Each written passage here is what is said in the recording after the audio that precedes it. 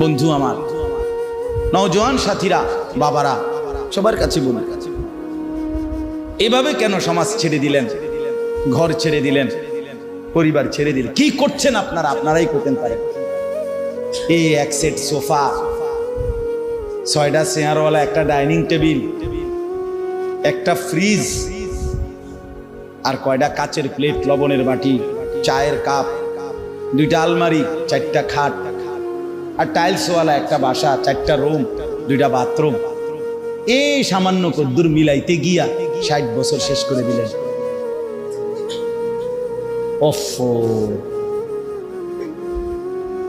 এই এত লম্বা হায়াত, এতগুলো সপ্তাহ, মাস, বছর, এটুকুতেই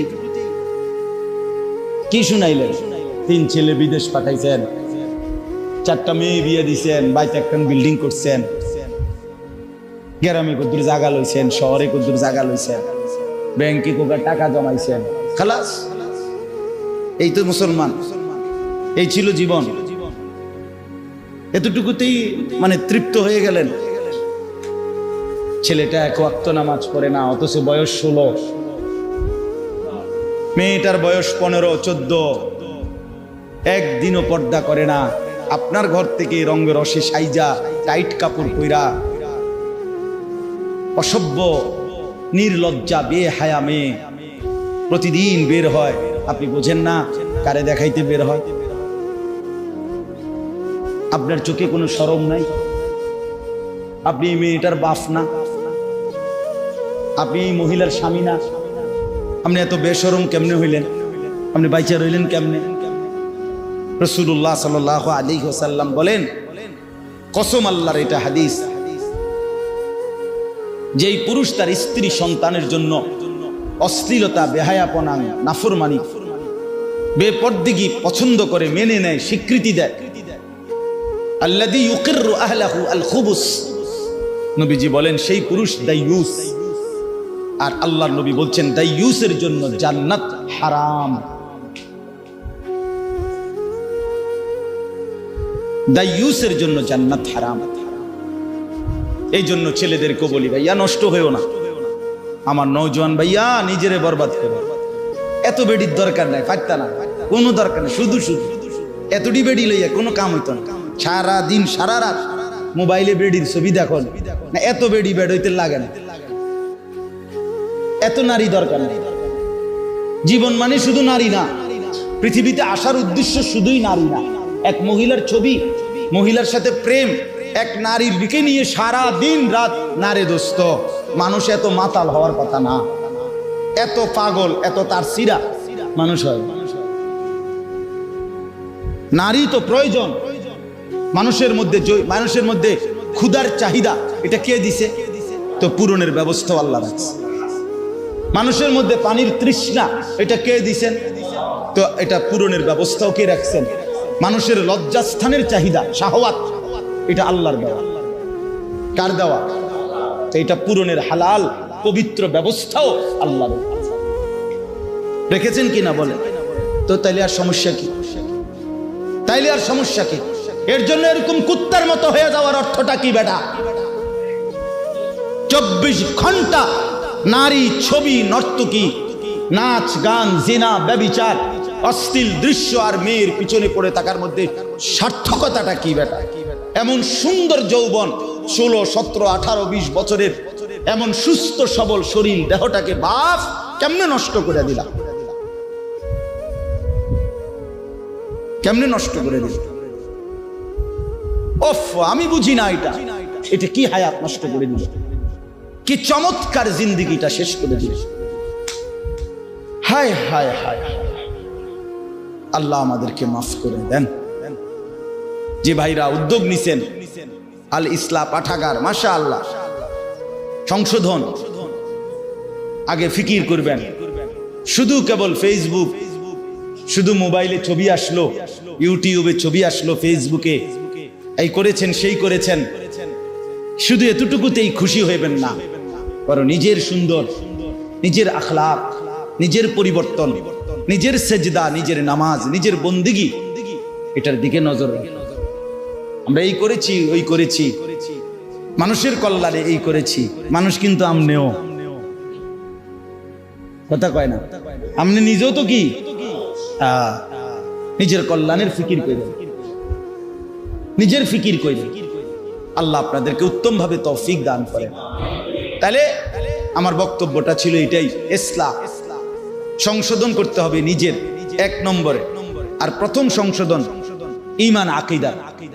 প্রথম সংশোধন কিসের? 2 নম্বর ইবাদত, মানে আমল। 3 নম্বর হলো মুআমালাত, লেনদেন। আমরা চলতে গিয়ে জীবন চলার পথে জমির বেচা কিনা, এরপরে আমাদের সমস্ত উৎপন্ন কর্ম, আমরা যে উপার্জন করি, উপার্জনের যার যেটা পন্থা, চাকরি বলেন, ব্যবসা বলেন, ক্ষেত বলেন, যেটাই বলেন, যে যেমনি রোজগার করে, এর রোজগার মানেই লেনদেন। রোজগার মানে কি?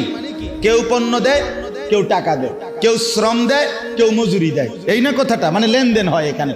আমি শ্রম দিচ্ছি, আপনি আমারে পারিশ্রমিক দিচ্ছেন। আমি মাল দিচ্ছি, আপনি আমারে কি দিচ্ছেন? টাকা দিচ্ছেন।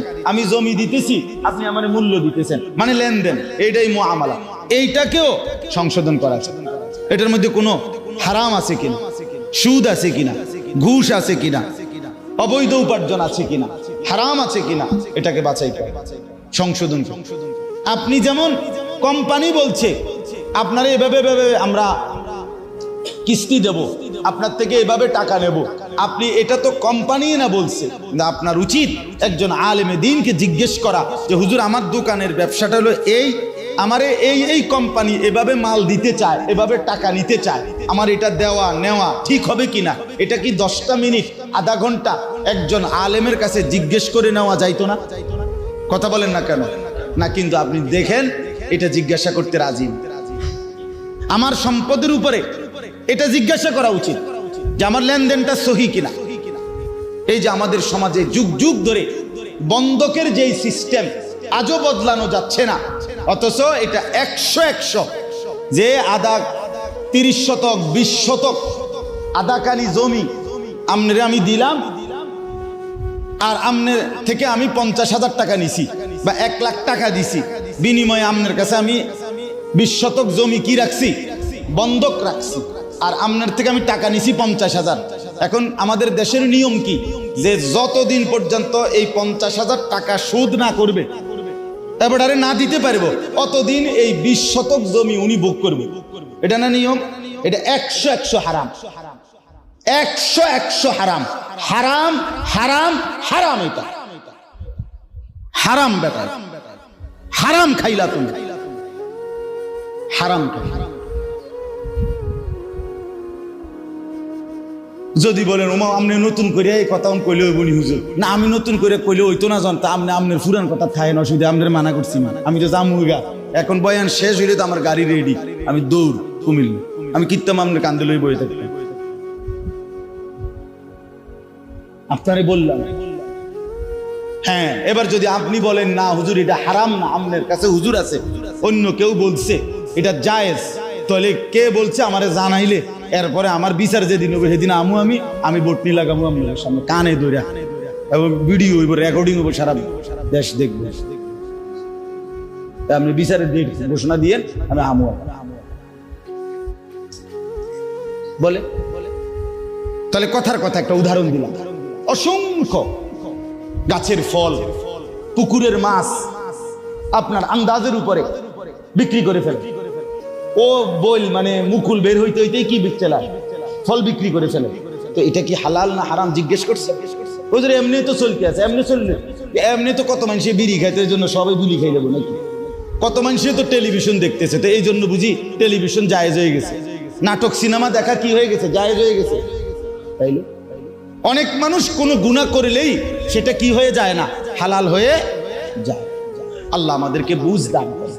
আপনি যদি বলেন বন্ধকের এই সিস্টেম সঠিক বানানোর কোনো সিস্টেম না, মানে এই লোক কি করবো যে 20 শতক জমি ওনার কাছে যে আমি বন্ধক রাখলাম, তো এটা কি করবো উনি? এটা আপনি কি করবে, এটার একটা বুদ্ধি আছে, এটা আমি বলতাম না। আমি আমনের দরকার হলে আপনি হুজুরের জিজ্ঞেস, আমি অন কইতাম কেন না, কি লেগে বলবো আমি না, জানার দরকার না, যার দরকার হে জিজ্ঞাসা।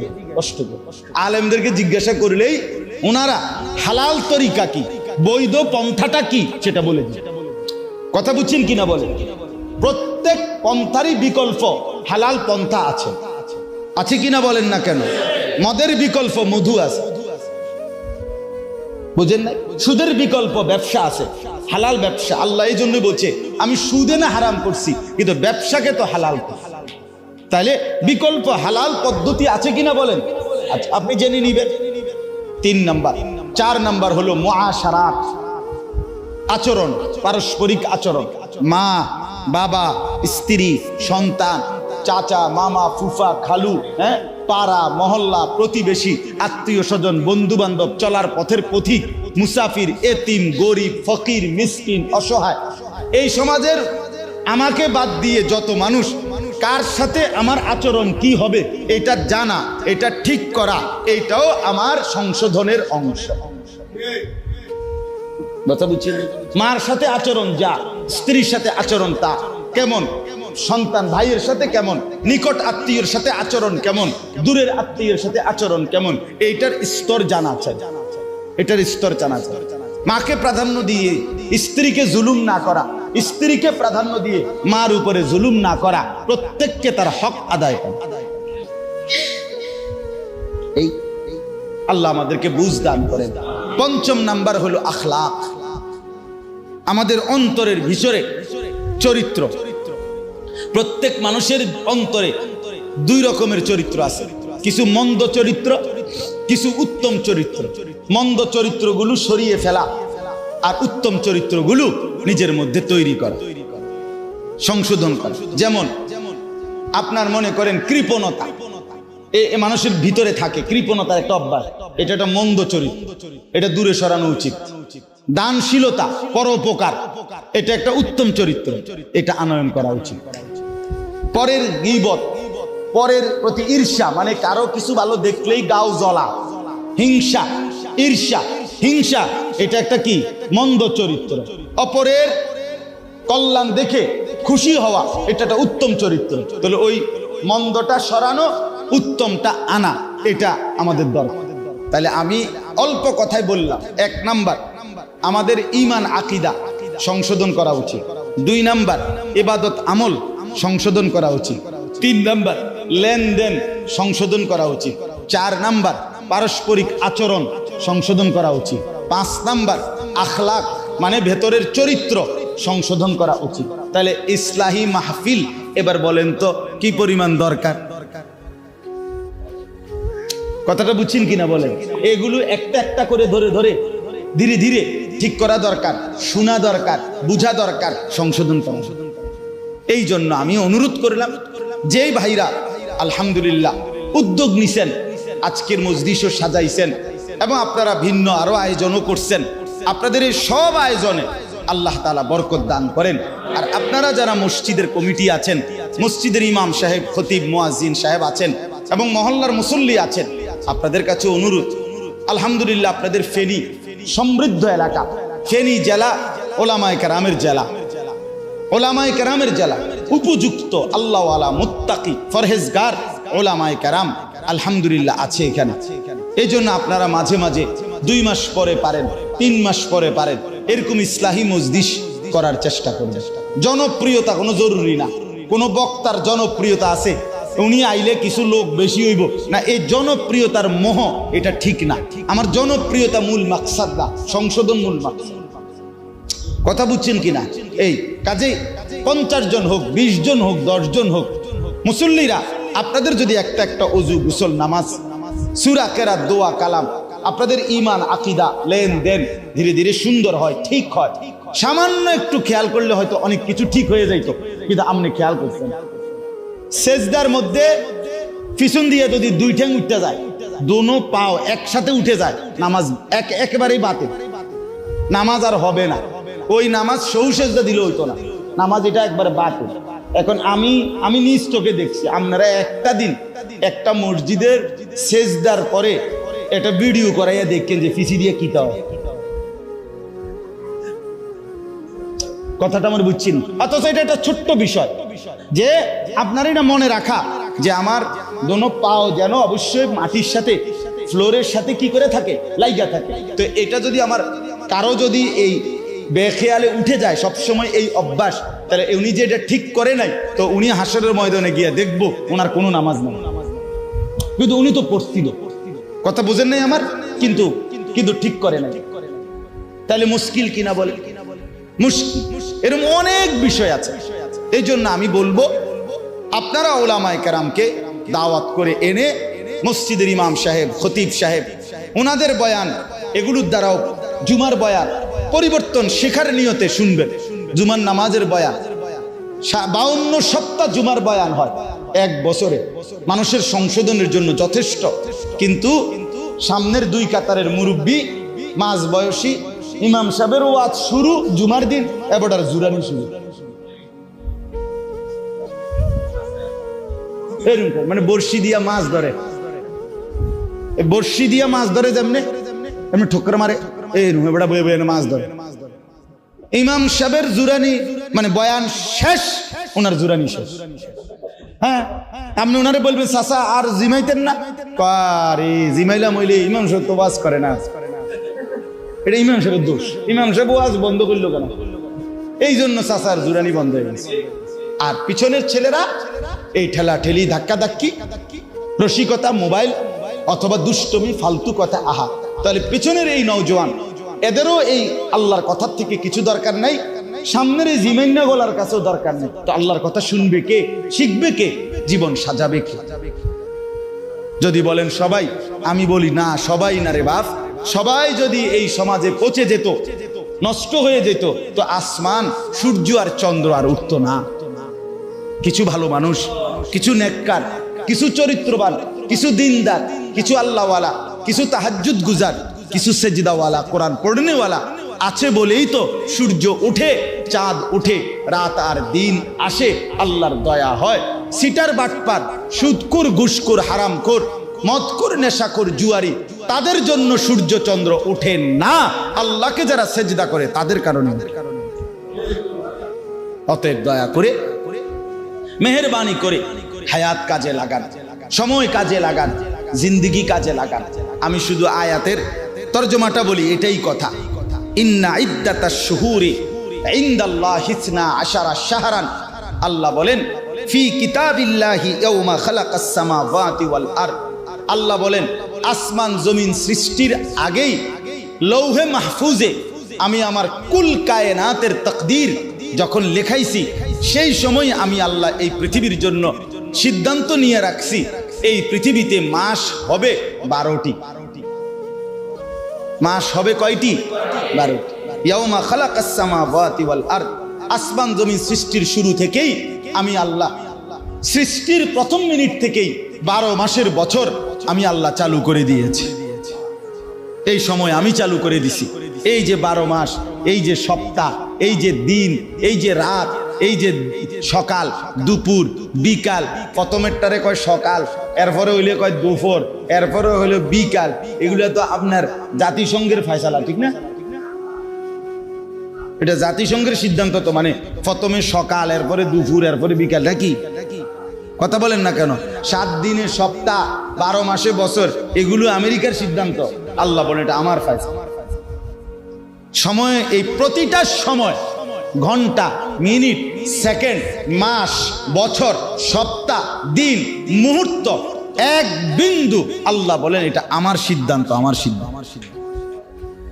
মিনহা আরবাআতুন হুরুম, আল্লাহ বলেন এই 12টি মাসের মধ্যে 4টি মাস সম্মানিত, সবচেয়ে বেশি। এই 4টি সম্মানিত মাসের মধ্যে একটা হলো এই মুহররম, জিলকদ, জিলহজ, মুহররম, রজব। এর মধ্যে এখন যে মাস, আগামীকাল 10ই মুহররম। আল্লাহর সৃষ্টির মধ্যে যে কয়টা সম্মানিত দিন, তার মধ্যে অন্যতম একটি দামি, সম্মানিত, পবিত্র একটি দিন আগামীকাল 10ই মুহররম, আশুরা যেটাকে বলে। রাসূলুল্লাহ সাল্লাল্লাহু আলাইহি সাল্লাম বলেন এই আশুরার দিন যে ব্যক্তি রোজা রাখবে, আল্লাহর নবী বলেন আমি আশা করি আমার আল্লাহ তার পিছনের 1 বছরের গুনাহ মাফ করবেন। এই জন্য নবী সাল্লাল্লাহু আলাইহি সাল্লামের আমল ছিল বাপ। নবীজি সাল্লাল্লাহু আলাইহি সাল্লাম আশুরার রোজা রাখতেন, সাহাবায়ে কেরামকে রাখতে বলতেন, এবং ইন্তেকালের আগের বছর বলছিলেন যে আমি 10 তারিখের সাথে 9 তারিখও একটি রোজা মিলাইয়া রাখবো, মানে 2 দিন। আলহামদুলিল্লাহ, এই জন্য 9 এবং 10, অথবা কেউ ইচ্ছে করলে 10 এবং 11, এই 2 দিন নফল রোজা রাখলে অনেক সওয়াব পাইবেন। নবীজি বলছেন রমজানের পরে বাকি 11 মাসের মধ্যে সবচেয়ে শ্রেষ্ঠ নফল রোজা হলো এই মুহররমের রোজা। আফদালুস সিয়ামি বাদা রমাদান শাহরুল্লাহিল মুহাররম। আলহামদুলিল্লাহ, আমরাও চেষ্টা করছি। আমি রোজা ছিলাম, ইফতার করছি দেখেই একটু দেরি চাই, নাই তো আমি জাস্ট টাইমে আসতে পারতাম। তো এই জন্য আপনাদের কাছে অনুরোধ করলাম, যারা আজকে রাখছেন কালকে আরেকটা রাখবেন ইনশাআল্লাহ। যারা পারেন নাই, যারা চেষ্টা করেন কালকে বুধবার, তারপরের দিন বৃহস্পতিবার, এই 2 দিনের 2টা রোজা রাখতে অনেক বড় সওয়াব পাবেন। স্ত্রী, সন্তান, ঘর পরিবারের মা বোনদের কাছেও বলবেন। সর্বশেষ কথা হলো যালিকা দ্বীনুল কাইয়্যিম। আল্লাহ বলেন এই মাস, বছর, ঘন্টা, মিনিট, সেকেন্ড এবং সম্মানিত 4টি মাস, এই সব কিছুই আমি আল্লাহর অকাট্য বিধান। অতএব তুমি রাতকে ডবল একসাথে আনতে পারতা না, দিন ডবল একসাথে আনতে পারতা না, তুমি কোনো ঘন্টা আটকাইতে পারতা না, তুমি কোনো মিনিট থামাইতে পারবেন? আল্লাহ চাইলে পারবে, আর কেউ পারবে? আল্লাহ কোরআনে বলছে আমি যদি রাত টেনে লম্বা করে কিয়ামত পর্যন্ত রাত বানিয়ে রাখি, কুল আরাআইতুম ইন জাআলাল্লাহু আলাইকুমুল লাইলা সারমাদান ইলা ইয়াউমিল কিয়ামা মান ইলাহুন গায়রুল্লাহ ইয়াতিকুম বিদিয়াইন। কে আছে আমি আল্লাহ ছাড়া আগামী কালকের ভোর এনে দিব? বলেন তো, আছে কি কেউ? আছে কেউ? বলেন বাপ। অতএব আল্লাহ বলছেন এটা আমার অকাট্য বিধান। রাত্র আমি আনি, দিন আমি আনি, বছর আমি আনি, মাস আমার বাপ। এই শেষ কথাটা শুনেন, আল্লাহ কোরআনে বড় আমাদেরকে আদেশ করছেন, ফালা তাজলিমু ফীহিন্না আনফুসাকুম। অতএব আমার বান্দা, যেহেতু তুমি বুঝেছো যে মাস, বছর, সম্মানিত মাস অথবা ঘন্টা, মিনিট, সেকেন্ড, সময় সবটাই আমি আল্লাহর। অতএব আমার সময়ে, আমার দেওয়া সময়ে, আমার দেওয়া হায়াতে তুমি নিজের উপরে গুনাহ করে জুলুম করো না।